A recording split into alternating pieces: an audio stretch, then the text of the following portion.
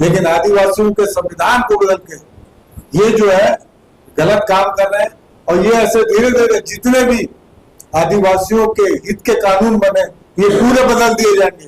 भू अर्जन का मामला भी इन्होंने बदल दिया।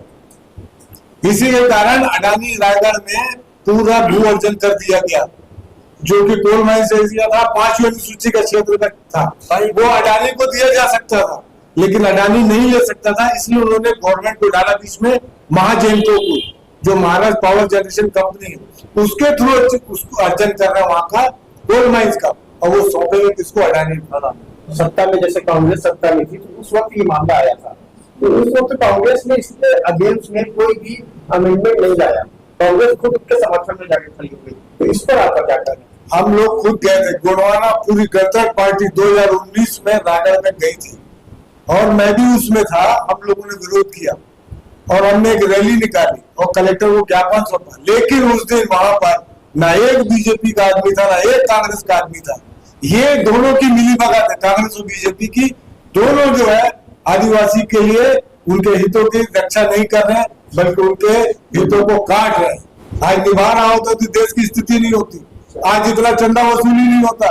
6,500 करोड़ का वसूली कर लिया भाजपा ने, कैसे? फिरौती लेके, एक्सटॉर्शन करके। जय जोहार, जय जोहार, जय छत्तीसगढ़। ये सरकार जानती है कि किस तरीके से किस कानून में संशोधन करना है, और पब्लिक को पता नहीं है। हम बड़े खुश हैं, ग्राम सभा का अधिकार मिला हमको, ग्राम सभा हमारे बगैर अनुमति नहीं मिलेगी। हम जब तक हम कानून बनाएंगे, हम जब तक अनुमति नहीं देंगे, जंगल नहीं काटा जाएगा, पहाड़ नहीं काटे जाएंगे। परंतु जनता का छावा हुआ तो किसी तरीके से कोई पैसा कानून लागू नहीं है। तो 5वीं अनुसूची जो जारी हुई थी, जो लागू किया गया था, यानी कि एक लोगों को, यानी कि आदिवासी मूल जो निवासी है उनको भ्रमित करने के लिए पूरा षड्यंत्र किया गया था। जी जी, ये तो विधानसभा दसवीं का है ना भाई। पहला दिन का सेशन चला है, प्रश्नकाल भी लगा है, उसमें उत्तर भी दिया मंत्री महोदय जी।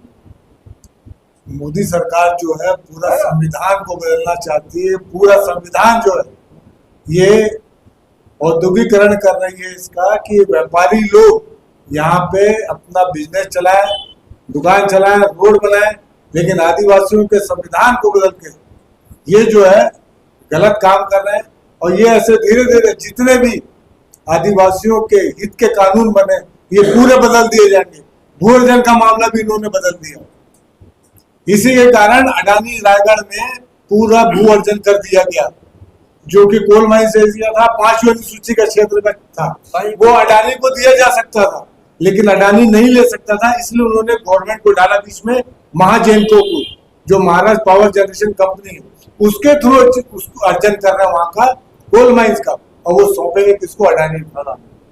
ठीक ऐसा ही मसला जो हसदेव का मसला है, वो भी ठीक ऐसे ही मसला है, बिल्कुल सेम यही मसला है। और इसमें जो है, जो एक वक्त सत्ता में जैसे कांग्रेस सत्ता में थी तो उस वक्त ये मामला आया था, तो उस वक्त कांग्रेस ने इसके अगेंस्ट में कोई भी अमेंडमेंट नहीं लाया, कांग्रेस खुद उसके समर्थन में जाके खड़ी हो गई। तो इस पर आपका क्या कहना है? हम लोग खुद गए थे, गोंडवाना पूरी गणतंत्र पार्टी 2019 में रायगढ़ में गई थी और मैं भी उसमें था। हम लोगों ने विरोध किया और हमने एक रैली निकाली और कलेक्टर को ज्ञापन सौंपा, लेकिन उस दिन वहां पर ना एक बीजेपी का आदमी था, ना एक कांग्रेस का आदमी था।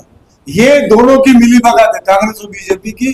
दोनों जो है आदिवासी के लिए उनके हितों की रक्षा नहीं कर रहे हैं, बल्कि उनके हितों को काट रहे हैं। सर, लगातार जिस तरह से मजदूरों को देश के प्रधानमंत्री उनके साथ खाना खाते हैं, पैर धोते हैं, लेकिन अभी तक मतलब देखा जाए तो कई फैक्ट्रियों में पूरे मतलब भारत में मजदूरों का शोषण हो रहा है। अचानक मतलब वो ड्यूटी के दौरान अगर खत्म हो जाते फिर भी उनकी कोई सुरक्षा है। सुनिए ना, वो जो है मोदी सरकार किसका पैर धो रहा है? मजदूरों का। और अडानी का क्या कर रहे हैं वो आप बताइए। आप खुद सोचिए अडानी का क्या कर रहे हैं। यही मेरा सवाल है कि मतलब लगातार इस पर जो एक्सट्रीम मीडिया भले सवाल न करे, लेकिन एक मीडिया ऐसा भी है जो लगातार सवाल कर रहा है, लेकिन उधर से जवाब नहीं आता। तो मीडिया तो अपना दायित्व निभा रहा है, आधा मीडिया निभा रहा है, जो नेशनल चैनल है वो नहीं निभा रहे। आप जैसे लोग निभा रहे हैं, लेकिन बाकी लोग नहीं निभा रहे। नेशनल मीडिया का निभा रहा है।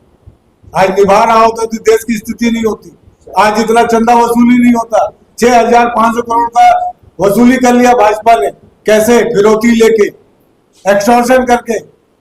ये नहीं होता यदि मीडिया नेशनल मीडिया से ही होता तो। आज कहाँ पे स्थिति पहुंच गया।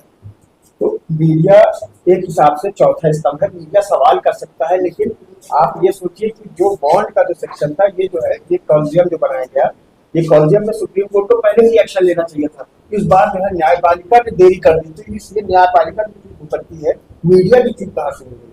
हम तो न्यायपालिका का शुक्रगुजार करेंगे कि उन्होंने लिया, नहीं तो कोई और यदि इनकी जगह सीजेआई होता वो तो ये निर्णय भी नहीं ले पाता, क्योंकि केंद्र का इतना दबाव रहता है सीजेआई पे भी, इनका भी प्रभाव है वहां पे सत्ता का, लेकिन उन्होंने लिया।